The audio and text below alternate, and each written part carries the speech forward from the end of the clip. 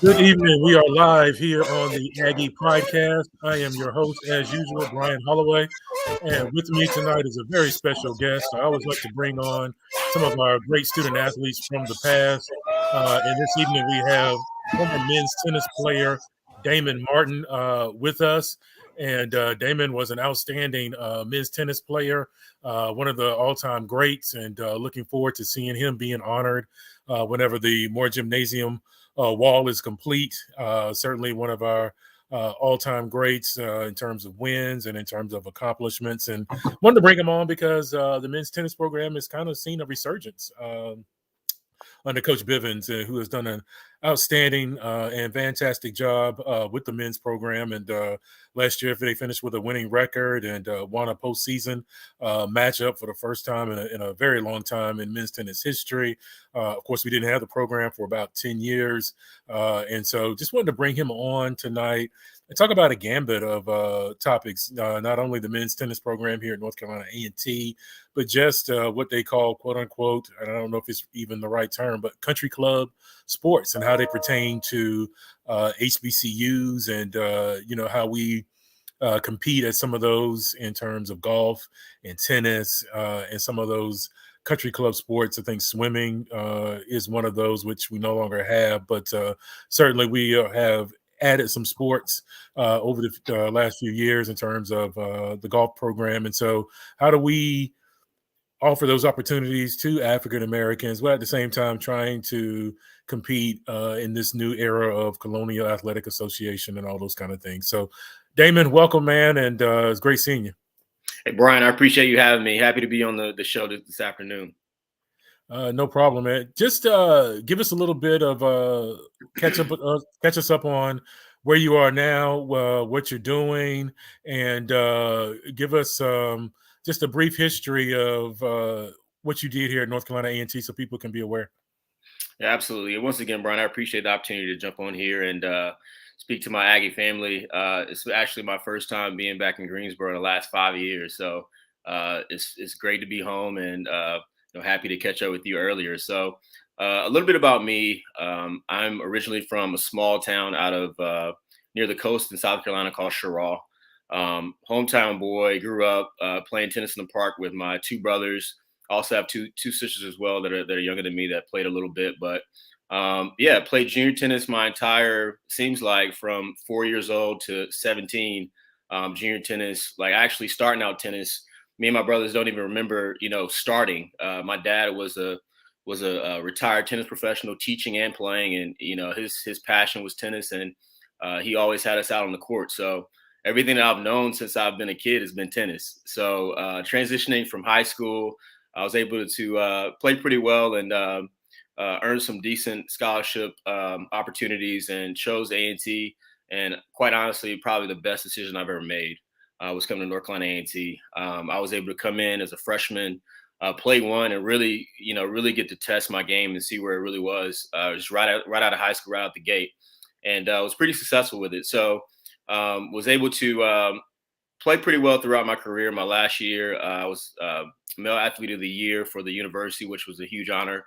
And then I continued to play a little bit after college and played on the tour for a little bit, came back and taught, and then transitioned into what they call, adult life, where I moved to Atlanta with my now wife, Ashley, and I have 3 beautiful kids. I live in Powder Springs now, and my wife and I own a virtual staffing company and also a full-time real estate investor. So have a lot going on with kids and trying to balance, work-life balance in the, end of the day is most important, but I'm having a great time. I'm super blessed. And a little bit about my story as well is when I dropped out in 2007, essentially when I finished my playing career, when I went on tour, I didn't finish my studies. I didn't get my degree. I was actually only like 2 classes short. So it's been something that's been on my mind for the past, I started at A&T in 2001. So really for the last 15, 16 years. And luckily for me, a colleague of mine, Tina Ruffin, introduced me to a couple of colleagues that were managing the Aggies at the Goal Line program, which is an incredible program that allows former students to come back to campus and finish their degree. So I've been I had to go back through and re-enroll and get a brand new degree audit. And, the process has just been seamless with Miss Jacobs, Dr. Dick, everybody in the department, Dr. Mack has been incredible. So I'm happy to say that I'll be walking the stage on Saturday. It's been a long time coming, but I'm happy now to go into the second half of being a true alumni of this great university.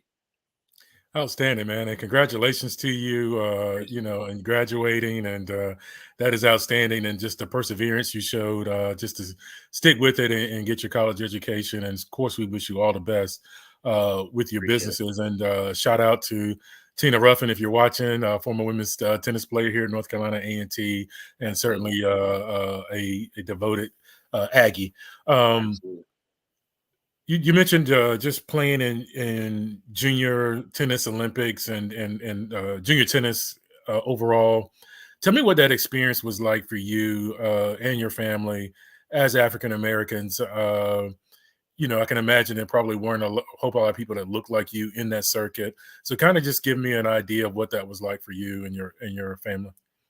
Yeah. So like I said, we played junior tennis in South Carolina back in the mid to early '90s, and it was, being young, I was playing tennis, which is a country club sport, as you say.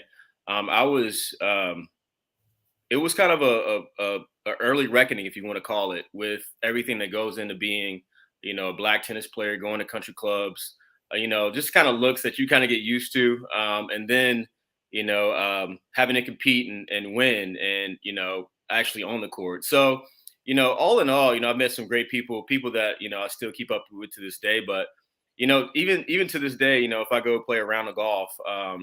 It's always the kind of feel and vibes that you get in some places. And some places were like that, and some places were cool. But overall, we encountered a lot of racism. And similar to the Williams story, um, you really couldn't hide. I mean, it wasn't that many of us competing on a local level in South Carolina. And the thing that became pretty familiar to us when we were playing tournaments at 10, 11 years old is my family, my brothers, and the other black families, we found ourselves playing each other pretty early in tournaments. Mm, And mm, mm. it became to be a pretty noticeable pattern that we had. But it's just little stuff like that to where, if we play each other early in the tournament, that means that one of us is going to be out pretty soon, right? So it's just little stuff like that, and little nuances of just racism, that we had to deal with. But it's quite honestly, it's the same way you have to navigate the marketplace right now, right? And just knowing and having that emotional intelligence and knowing how to move. I learned that very early, and I think that's part of what's made me successful as an entrepreneur, and just having to deal with different situations so early, and having to navigate that. But thankfully, man, my parents were awesome. They were very upfront about what to expect, when to expect it, and sure enough, they weren't wrong. So I wouldn't say it was all bad, but at the end of the day, I think it helped me in my progression through adulthood. But we grew up fast out there on the circuit, playing country club to country club in Charleston's and the other areas of South Carolina. So yeah, it was definitely an interesting time. Outstanding. Talking here with Damon Martin, former men's tennis great here in North Carolina A&T. Shout out to Leo Cardwell. Thank you for that. What made you stay with it, tennis? I mean, I'm sure you loved the sport. You fell in love with it, but what made you endure and stay in the tennis circuit despite some of those setbacks? Yeah, absolutely. I think for me, my brothers and I we're still super tight, and we were competitive. We would compete every day. I mean, like I said, from the time we were 6 or 7, it was every afternoon. My dad would have us on the tennis court, and we would just compete, right? And so being that dedicated, and let me kind of backtrack. We were in Sherrall, South Carolina, and moved to Fort Mill, South Carolina, which is right outside of Charlotte. And so we had access to, which is still a great mentor to me, which was my coach, Calvin Davis. His son, CC Davis, we actually played together at A&T, but I was able to get there. And once we got there and just was able to kind of have a nucleus of really, really good players from all over the country, really, we just became a family, and we just pushed each other, right? And so from that standpoint of being 12, going to camp pretty much every day. And when I got my learner's permit at 15, my parents thankfully would let me drive from Fort Mill to Charlotte and I would just practice every day, and to the point where it was just, I would get confidence, I would win matches, I was traveling a lot. I didn't have much of a social life. I never went to prom. I never did, much dating. It was just strictly tennis, and I was pretty good at baseball, but baseball and tennis in the same time in the spring. So yeah, and then once I got 17, I was traveling a lot more, getting recruited. So it kind of felt like I was being rewarded for all the hard work for the past 15, 20 years. Really 15, not 20, but yeah, I felt like I was being rewarded with the scholarship opportunities and in a way to earn a scholarship and not have to pay for school. So I never really thought about quitting. It was just more of I want to go pro, and this is the way I need to do it. And this is how hard I need to practice to make that level. What was it about North Carolina A&T that convinced you to want to play here uh collegiately? It's an HBCU, and so the perception, I guess, would be that, not a lot of top tennis players want to play here, but you did. What was it about North Carolina A&T that sold you the most? Yeah, that's a great question, Brian. I would say, really, it's in my blood, man. My uncle is an Aggie. My dad's an Aggie. My two younger siblings, my sisters, are Aggies. My two brothers are Aggies. So it was just, it was always on the table. I'd actually enrolled at NC State. Um, it was probably I committed. I would say I committed to NC State, and I just went there, and I just wasn't feeling it. I just when I would come on campus at A&T, it felt like home, and I was able to get in contact, or Coach Dunwoody, which is like a father figure to me, was the coach at the time, and Chancellor Rennick, bless his soul, RIP to Chancellor Rennick, but he was very instrumental in getting me in the university kind of late in the fall. It was kind of late summer that I was able to get in, but thankfully, man, we had a facility that was being built. The same facility that is there right now was we originally opened that facility up in 2001. So I was the first match on at that facility. So that's what really drew me in, was some money being placed on the courts in the facility and just the campus. I was just in love. I've been coming to homecoming since I was a kid, and I always knew that I wanted to go to A&T, and it seemed like God led me to A&T. He put all these other schools kind of in my face, and at the end of the day, like I said, that's the best decision I could have made, was to come to A&T. I get proud on that, no question. And Dr. Rennet was very instrumental in making sure that those tennis courts were built. So no question about that. Uh, Absolutely. during your career, you accomplished some really good things. Um, as you look at the Miss Tennis program now, what are your thoughts? I mean, they've seemed to make a lot of strides. Does that give you a sense of pride to see sort of the resurgence of the program? Absolutely. It makes me feel great to see these guys out grinding, even at homecoming. Right, I didn't get a chance to get down to homecoming this past year, but these guys are out serving the community and playing a tournament in Winston Salem.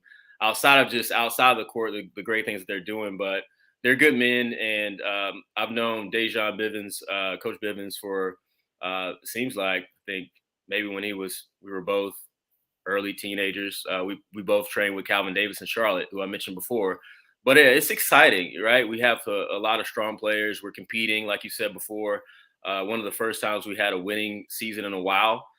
So I'm excited about the future, and I'm excited about the team, and I'm excited to see what's going to happen next year, especially in the Colonial Athletic Association. Yeah, and my understanding is that that's a pretty good conference for tennis, and so it'll be interesting to see how we stack up there. Certainly, they had some success in the Big South, but it'll be interesting to see how that stacks up. Uh, Absolutely. as you look at it, um, what is the participation of African Americans in the junior ranks of tennis, and is there opportunity for us to draw some African Americans, some talented African Americans to a North Carolina A&T? What's the landscape of that as you fill it out? Yeah, absolutely. Um, I think the landscape's strong right now as far as African American tennis players. I live in Atlanta right now. We have a strong nucleus of coaches that run incredible programs. One of which is one of my colleagues that I played against back in the day. He played for FAMU. His name's Clifford Malivert. He has an incredible program. So many of the guys that I competed with back in the day we're such good friends now. Just being in the same conference, right? Another one of my colleagues that's doing great things with the USTA is Sean Holcomb. He's the director of DE&I for the USTA. So he's doing some incredible things. But the core nucleus of Black players, I think, is probably the strongest it's ever been. We have a bunch of talented young Black women out playing well. So a young lady by the name of Alicia Parks that is climbing the ranks. Of course, you have the name of Naomi Osaka's, the Coco Golfs. On the men's side, I was able to get to the Open this past year and see Francis play his first match, which was incredible. He had an incredible run there. So professionally, I think we're in a great spot. And even, going up through the junior ranks in the high school and the juniors, there's some incredible Black talent out there. I think it's instrumental for us to tap into those markets and make sure that we're putting our best foot forward to recruit that talent. You got a shout out from Archie Turbo McFly, calls you a North Carolina A&T legend, and so thank you for thank you for listening to us, Archie. No question about it. One of my favorite artists too, man. During your time here at North Carolina A&T, of course, they suspended the program. I want to take you back. I think maybe that was a painful time for you, but I do want to take you back and just kind of get your feelings on that situation and what your thoughts were at the time and what your thoughts were once the program came back. Yeah. So, hearing about the program being canceled or terminated, however you want to call it, was disheartening. For me, it was I played my last year of eligibility and, had a great year, but I recruited both of my brothers to A&T. Jared started at Clemson, played a year down there, and then transferred to A&T. And then they're both twins, Jared and Jeremy. And Jeremy was at Hampton, and he transferred in conference to play at A&T. So unfortunately, they weren't able to finish their careers, which I feel like they would have had incredible careers if they were able to actually, kind of stay in there if we had the program, which was unfortunate. But I felt like it was going to be a time for it to come back. And it was canceled for longer than I would have thought it would, or longer than I would have liked, honestly. But I'm glad it's back, and I'm happy at the place that it is right now. But it's just, I feel like that time, was it 2006, 2007? There was a lot going on. A lot of programs were being canceled across the nation. A lot of swim. I think our swim program was canceled around that time as well. So yeah, it's just one of those unfortunate things that happens in collegiate sports, but. I'm glad that we're back on the right track now, especially with the team that we have. So it's exciting. Thank you for Angela Denmark watching us, and with a big Aggies do. We do appreciate you watching us as well. Hi, Angela. As a former student athlete, now as a official graduate of North Carolina A&T, what are some of the things you want to get involved with at North Carolina A&T now that you're starting up what is sure to be a successful business? What are some of the things that you want to get involved in terms of your alma mater? Yeah, absolutely.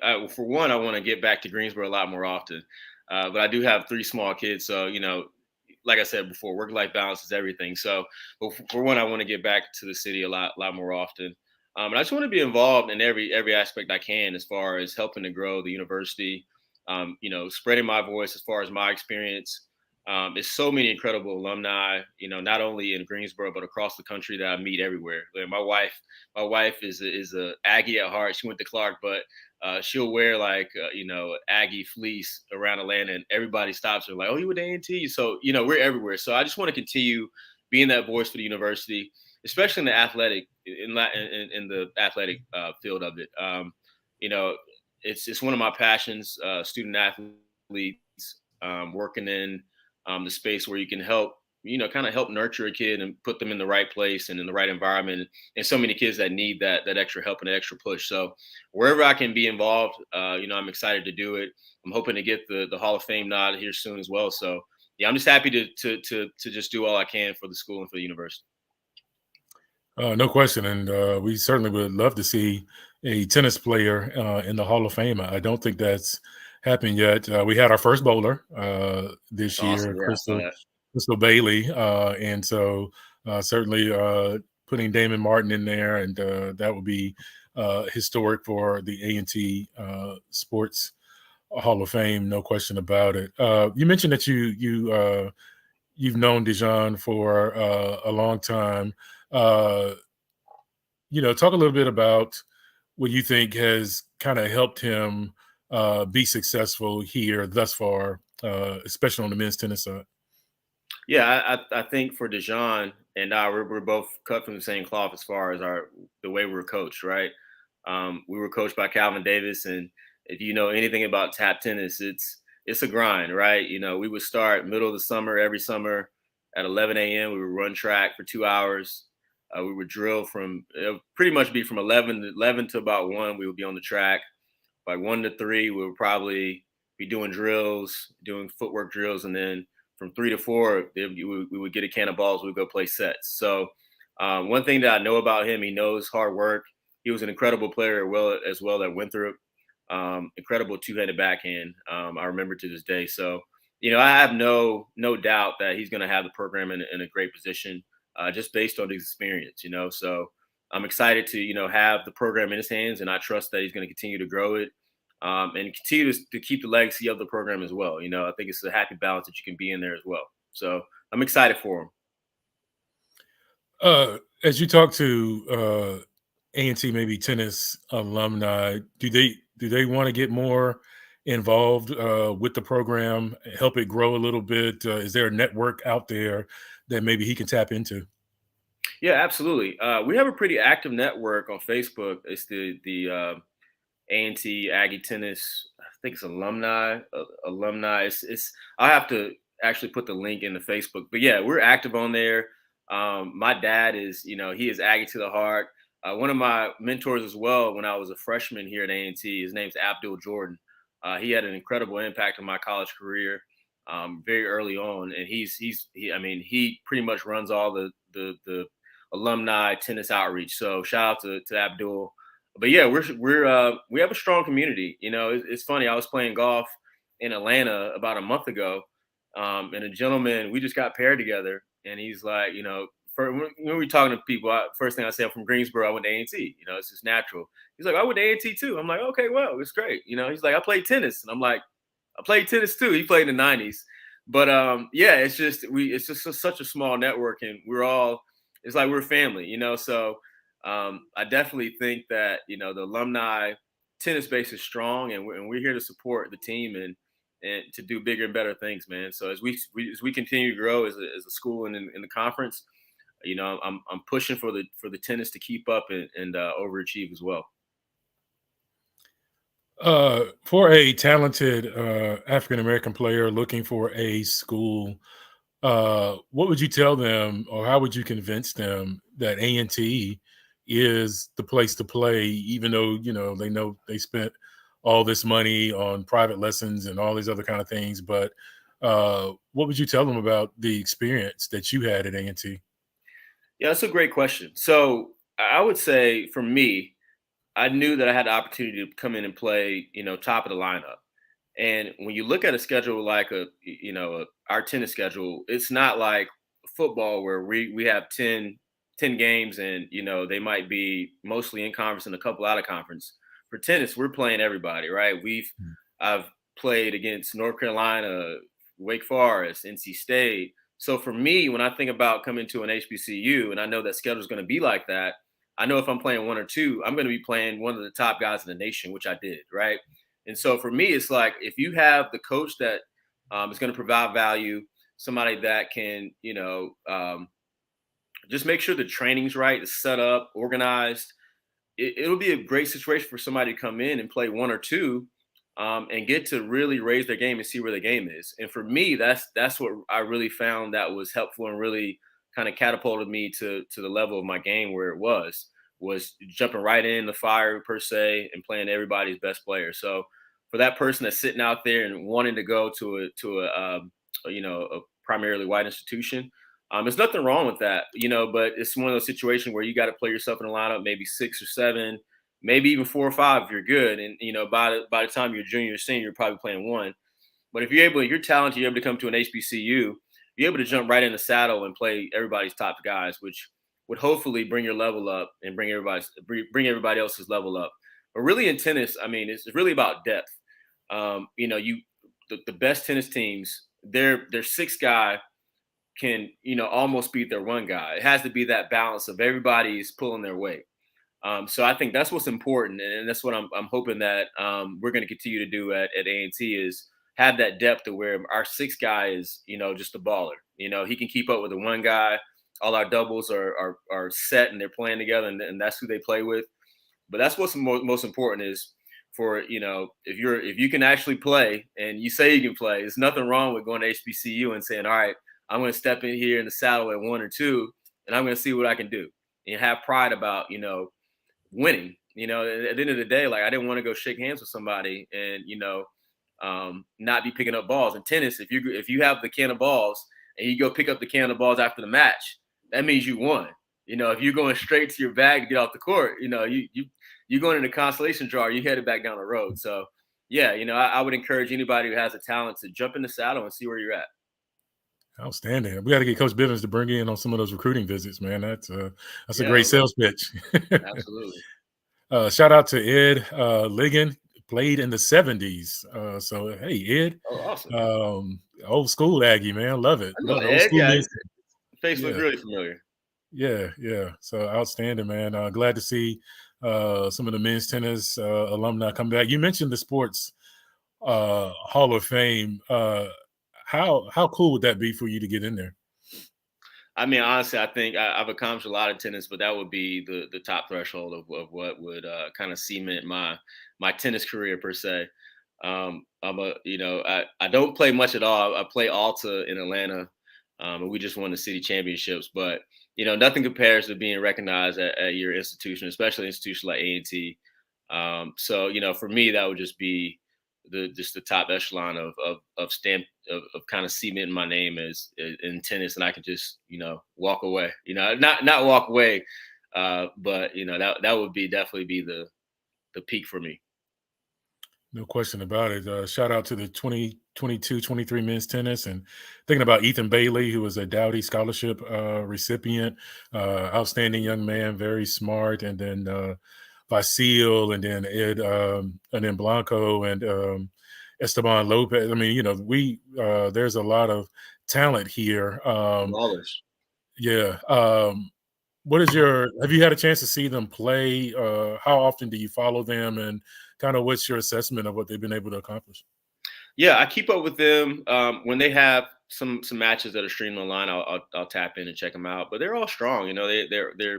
They seem like they all are very strong on the baseline, backhand and forehand, just grinders, right? So I'm excited just to see where we're going to be next year. But I think Dejan has the team that we need.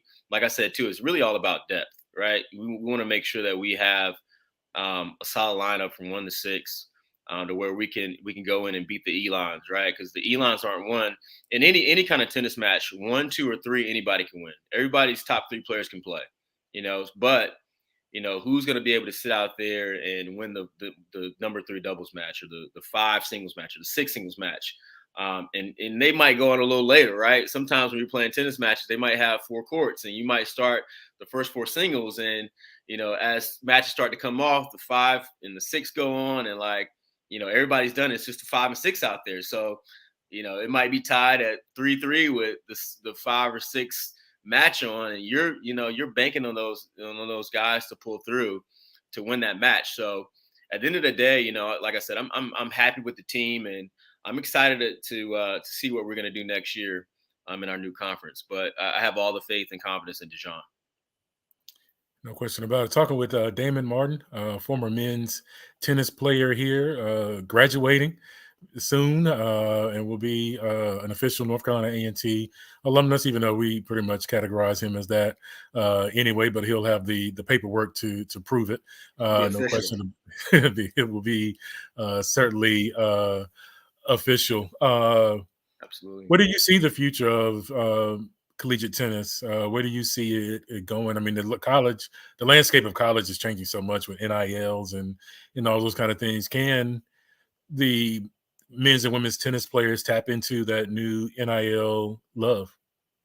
Yeah, that's a great question. I was thinking about, you know, if it was 20 years ago and we had NILs, kind of what would that look like? Who knows? But tennis is a non-revenue sport. Even the top tennis players that are playing professionally, if you're not top 150, you're still kind of living bill to bill. So it has to be some way that we can find some kind of corporate sponsors or something to put some more money into tennis. I mean, it's a great sport. As you can see, as anybody can see right now, pickleball is taking off. I'm for one, I'm avoiding pickleball. I'm a purist. I'm a tennis purist, and I feel like pickleball is kind of taking our shine. But I think tennis is in a good spot. Like I don't know if we're gonna, have kids making, 200 grand like the guys at Georgia and these other, big time football schools in tennis. But if you can, make 1,000, a couple thousand every semester to help you out, that's huge for a tennis player in college, right? But overall, I think the college tennis landscape is in a good position.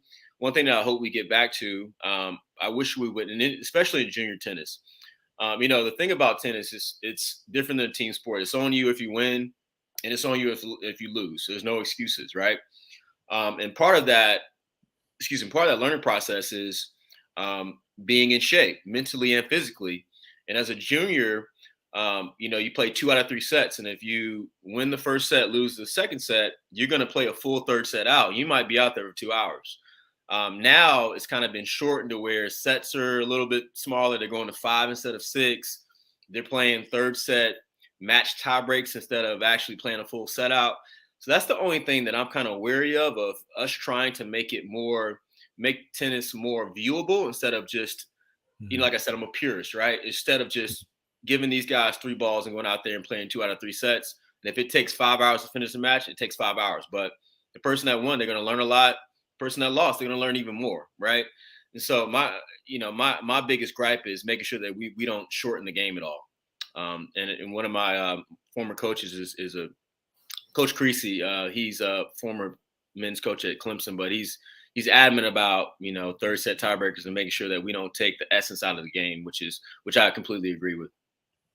Yeah, no question. I think, a lot of sports struggle with that. Baseball comes to mind when you mention that, just how, do you put a timer on the pitchers, to make sure they Right. deliver, how do you make it, the sport more quote unquote watchable? And I think, like you, a lot of the purists kind of strike at that or whatever, because Hmm. it changes the whole essence of the game. Want to let you get out on this one. Got a little game that we play called This or That, so we're gonna Okay. allow you to do that. I know we had coffee today, but just Yeah. curious, are you a coffee or a tea man? I am coffee. I like cold brew, black, no sugar, no cream, just ice. Cold brew with ice all day. Uh, Working out, do you prefer the run or do you prefer to lift weights? As I got a little older, I wouldn't say I prefer running, but I'm making sure that I get my cardio in. So I'm typically the one starting out with a half or at least a mile before I get into some weights, just to make sure I'm getting the heart pumping and I'm getting my cardio in. But ideally, if I'm just being selfish, I would go straight to the weights. But kind of being disciplined now, I try to make sure I get my runs in. Better platform, Netflix or Hulu? I gotta go Netflix. Gotta go Netflix. uh, you mentioned that you were married. Do you go Luther Vandross or Freddie Jackson? Woo. Well, I grew up on Luther and Tony. I gotta go Luther. Gotta go Luther, man. No Gotta question. Video games or books? I'm not a gamer. I'll probably say books for sure. I like audiobooks. Um, but yeah, I used to play Tiger Woods golf back in the day, but for some reason I just never been a gamer. I just can't sit down and commit myself to that much amount of time. But yeah, I would probably say an audiobook while I'm driving. Uh, right now, as you stand, golf or tennis? Man,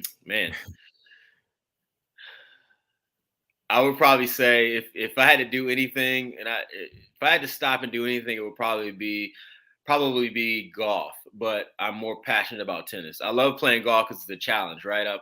I'm a 6 handicap.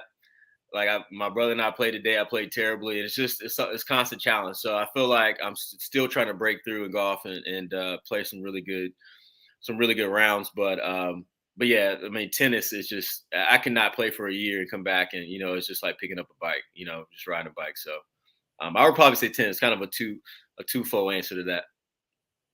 A better date for you and your wife: staying at home and watching a little television, or going out to the movie? Ooh.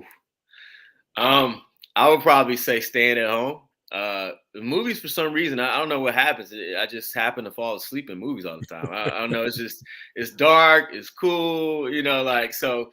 Um, we did watch Black Panther a couple weeks ago, and I stayed up. So my wife was proud of me. So I would probably say staying at the house and catching Netflix or watching the game. Uh, Bigger fan, Pete Sampras or Andre Agassi? Man, so growing up, I was a huge Agassi fan. I wanted to be like Agassi. I wanted to wear the tie-dye Nike, the baggy, just the head racket. But as I got older, like I just appreciated the heck out of Pete Sampras, just being able to hold serve. Even right now, I think Pete Sampras might be my favorite player outside of Federer. But I would probably say my 16-year-old self, Agassi, but my 39-year-old self, definitely Pete Sampras, Pistol Pete. Wow. You saying you're 39, that just blows my mind. I knew you when you were 20, 21. So that's I know, man. that's kind of Time a crazy flies. thing for me right now. No, right? Board games or card games? Card games, spades. Spades, good. Yeah, That's spades, yeah. a true Aggie right there. Spades. Yeah, yeah. Um, Prefer delivery or sit down at the restaurant? DoorDash, DoorDash. delivery. Yeah. Yeah. You Unless sound it's like like I'm, you I'm sound like out a in the homebody. city. You said what? You sound like a homebody. Yeah, I like being at the house, man. But I like being out too. Like, so if it's a nice restaurant we never been to, like I'm all about sitting down, having a good drink and some food. But so much that goes into going out with kids. Before you leave the house, you're paying a babysitter, a couple $100. If you want to drink, you got an Uber. So by the time you can sit down for my wife and I, we're out, it's $200 before you sit down. So, staying in sometimes seems like the easier option, but I love restaurants. Atlanta is a foodie city. So we eat out quite a bit. All right, we'll let you go on this one. Would you rather volley or charge the net? My game lived and breathed off my serve. So if I could be hitting a serve and a forehand, I'm feeling good. I never tried to hit a backhand at all. I feel like, especially after high school, I was trying to get around to hit a forehand. So I would probably say between coming to the net and standing at the baseline, I'm definitely standing at the baseline. Damon Martin, ladies and gentlemen, men's tennis, great. Wanted to bring him on, just another part of our great student athlete alumni here in North Carolina A&T, and also just wanted to get his thoughts on a lot of ranging issues, and I appreciate him certainly joining us. You certainly have my vote for the Sports Hall of Fame, and wish you all the best in that pursuit. And I hope you have a wonderful evening, and we'll come back and visit you next week on the Aggie Pridecast. Damon, take care of yourself, man. Brian, I appreciate the opportunity. Thank you. Everybody have a good evening.